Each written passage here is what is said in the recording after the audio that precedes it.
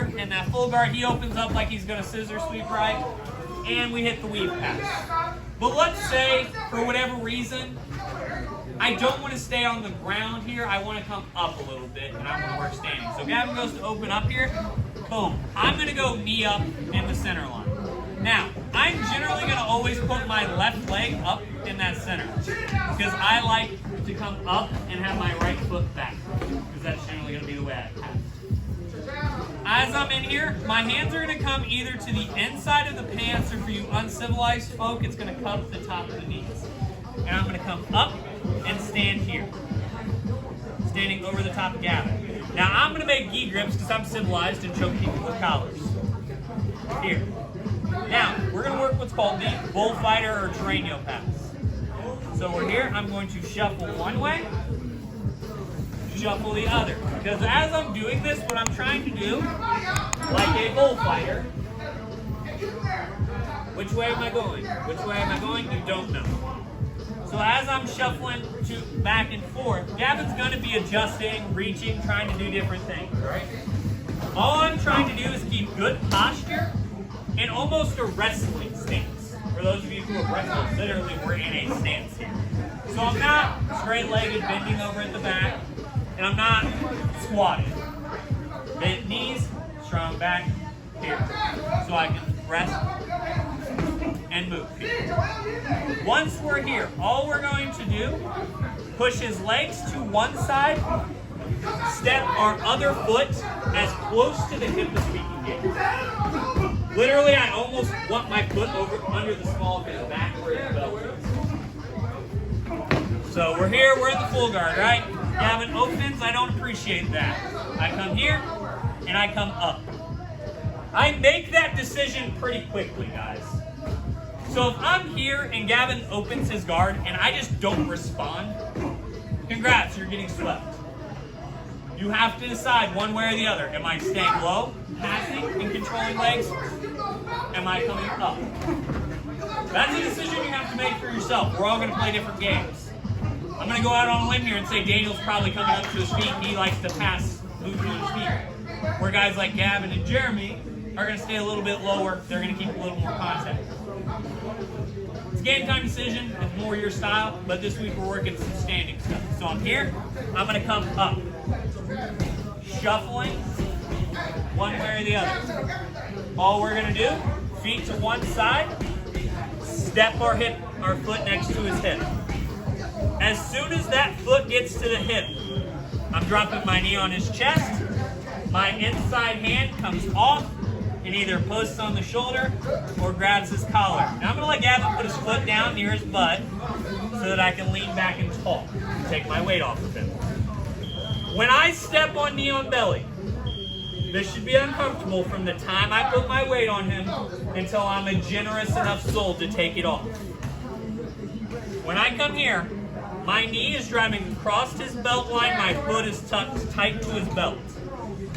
I'm here, balanced with my foot over his shoulder, collar grip, hands grip still.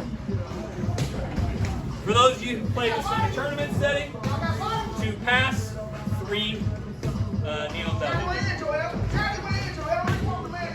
Sometimes it's 2 and 2, depends on the tournament, but a smooth 5-point swing, all right?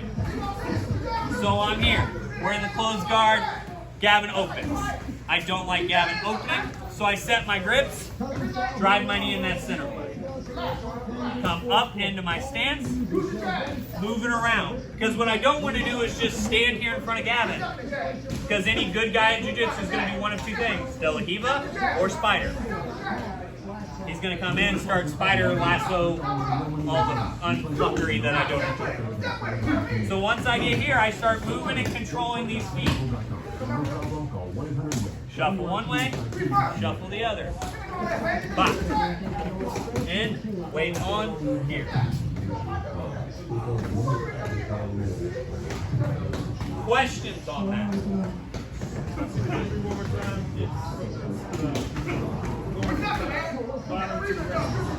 Yes. So when I'm here,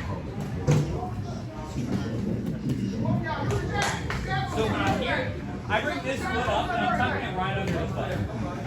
My hands come to the the inside of that knee. Boom. And I just pop this back foot up. As soon as I come up though, I'm keeping his knees forward and staying in that state.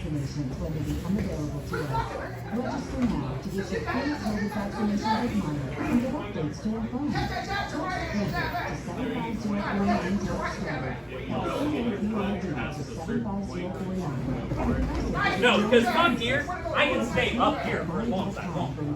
As long as I'm controlling his knees here, I can get past his legs. So I'm eventually going. Gavin's active, he can keep his feet in, right? So if I'm here, this isn't going to be like a, Gavin's going to block, do things. But you can stay in that position like a bullfighter pass. Because I eventually have to choose a side, I will generally shuffle one way, push his feet and step. Just like, what do they say when they? Ole! Right? Just like that. It's literally that cape motion. It's the same motion I'm doing. Make sense? Any other questions on this, guys? Would you apply the same concept to the Oh, absolutely. Because no-gi, I prefer this past no-gi, especially how I created so many dirty foot lockers. I don't know.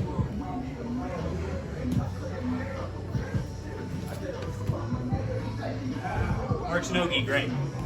Because a lot of guys in no-gi, they're here and they're trying to scoop up under you. So I can't just stand in front of them. I got to move a little bit.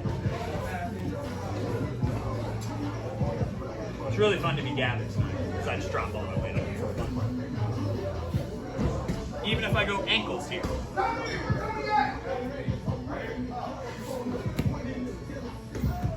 Same thing works no-gi, especially you uncivilized folk who punch people. If I'm punching Gavin, right? He's not going to like that. He's going to open his guard.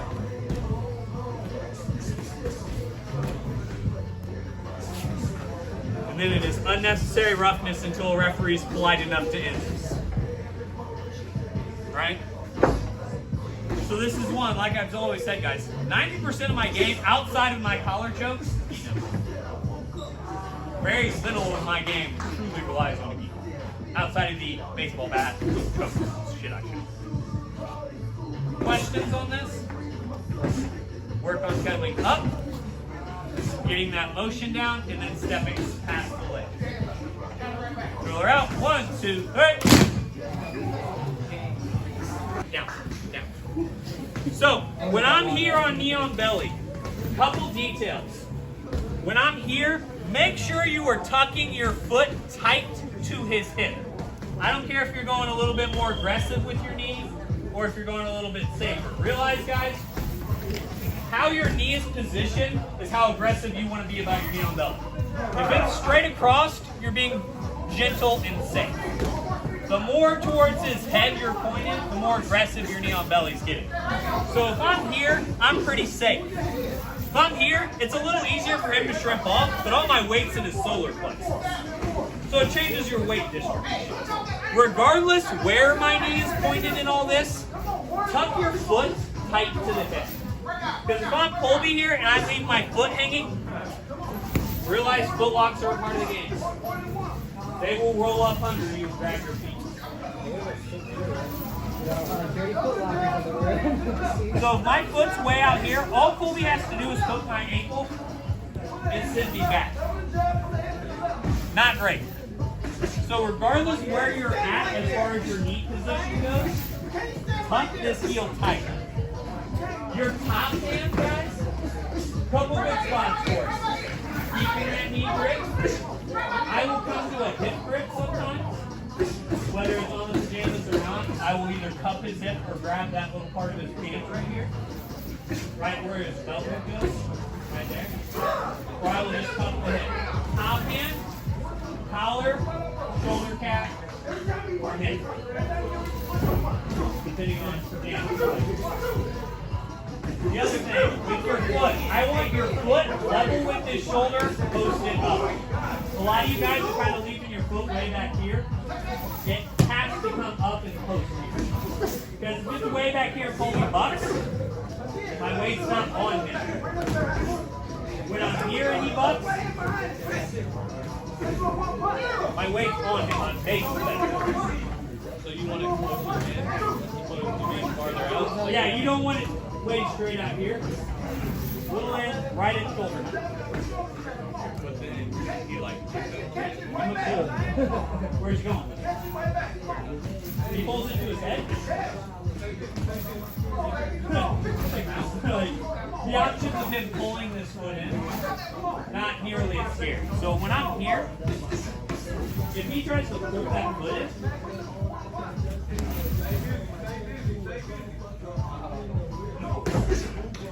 he can grab that foot all he wants.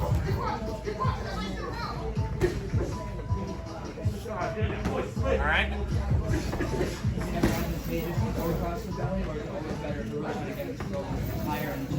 Depends. What am I trying to set up? Where am I going next? So, for me, I don't care about scoring points, not one bit. I'm submitting. I very rarely will see those. So very rarely am I posting my knee straight across. I'm trying to drive in because I want that hand. Now, let's say I'm in a tournament. Close match, I need the points. I'm going to pop, and I'm going to be here. I'm going to get my points. Let's say I'm just trying to get transition here, then mount. Here, you know. Let's say I'm trying to get him to bait and pull my ankle. It's more of a, what are you trying to do versus what's situationally right. My rule of thumb is the bigger the guy, the safer I'm going to be. Versus Clay, I'll put my knee in his throat. I don't care. I'm big enough that it won't matter. It's not Clay being bad at jiu-jitsu. That's me outweighing Clay by every bit of 90 pounds at the moment. Fluffy Dustin. Oh, dude, I'm bigger than Snicker. But the bigger the guy is, the safer I will generally be in the on belly.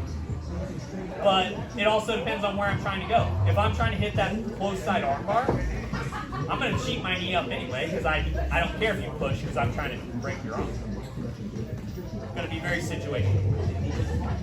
Keep drilling it out, but now, once you get, so, with your annual fast here, who remembers that warm-up drill where you transition across?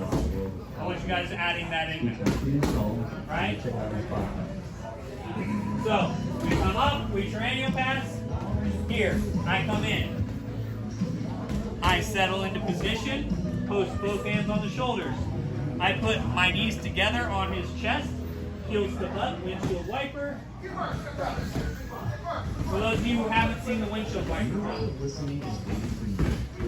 I'm here in the on belly. My knees come down, my heels come up, and it's literally like I'm a windshield wiper. Nice part about this is, for those of you who are thicker than a Snicker like me right now, all your weight goes on there for a second, so it makes it personal. Questions on that? So, hit the same tranial pass, now just add that windshield wiper pass to the other side. Drill her out, 1, 2, hey! I'm here, things are going well. Gavin opens up his guard, right? Boom, I don't appreciate that. I come up, and I'm in this position here. And let's say I'm shuffling back and forth, but Gavin doesn't suck at jiu-jitsu. So he's following me, he's engaging his feet, keeping his hands in the fight. And it's not easy for me to just step around him. It's gonna happen, guys. Not everyone sucks at jiu-jitsu, unfortunately. It's really inconvenient for me. So I'm here. All I'm gonna do, for those of you who have trained with Austin, you've had this happen to you before. All you're gonna do, bring their knees together and down. As soon as that happens, here, honey hop, and then out. Now, once you're here, for all the gentlemen in the room, you keep for distance. Drive your hips forward. Base out, cross your heels under the butt. Here. Because the second you do this, they're going to freak out. Because I've yet to see someone where I've hit this. Yeah, here, I'll step that here. Boom, I'm here. I bring their knees together. through, and as I'm bringing their feet through, I'm doing a small little bunny hop. I'm not long jumping here. I just have to clear his knees. Here. I cross my heels, pick them up. I drive them up like I'm trying to do like a leg curl. My hands base out, because Gavin's gonna buck and move and do things here. I need to be able to base out.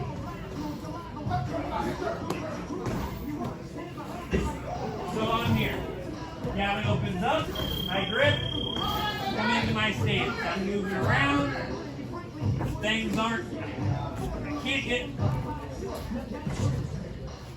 knees together, down, open. It's simple but not easy, guys. And for those of you who like uncivilized things like punching people, I'm here. Here. I still clap knees together, snap them forward. As I'm coming here, if you're a pro, you can elbow. If you're not, you're hitting. Realize they're Superman punches for fun. And if you're fighting the knee style, you headbutt. Yeah, H-bomb through. Questions on the bunny hop pass? Like I said, it's simple but not easy. You're like, oh, that looks easy, right until you try to jump.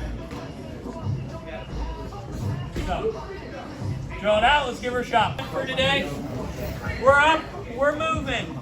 I don't like what's happening. All we're gonna do, I'm gonna pick a side. That side is generally my right side because I'm right-handed, right? All I'm gonna do, I'm going to step to the opposite side. My top hand, or my bottom hand comes to the ankle. My top hand stays on the knee. I'm going to put his ankle in my hip pocket, slide in. Leg drag. For those of you who don't know, this is one of my favorite positions, both MMA and Jiu-Jitsu, because, well, the choose your own adventure book's very open. I'm going to loosen up on Gavin because I like him. But my pressure on this thigh should be pretty bad. My knee's down, my foot's in his knee, I'm heavy here. My foot kickstand his butt, because once I'm here, he has three options. Kick me back into a leg lock, roll forward to a back take, or try to flatten out to mount. All three of which are great options for me. So that's why I love leg drag. So all we're doing now, we get here, I'm trying to pass. I don't feel like I can jump. Let's say I can't get his knees together well, can't get past. Here, I put that one on the floor. I step my foot into the pit of his knee. As I'm doing that, my hand switches to the ankle, I tuck it. Come down, back foot, post under the butt. Weight heavy on him, good base. Questions on this position? Are you hoping they give up their back there? I'm fine with any of it, yeah. Because here's the nice part about this. When I'm here, so I'm trying to pass right, I post this foot down and switch it to him here. If he kicks me backwards, I'm in a foot lock.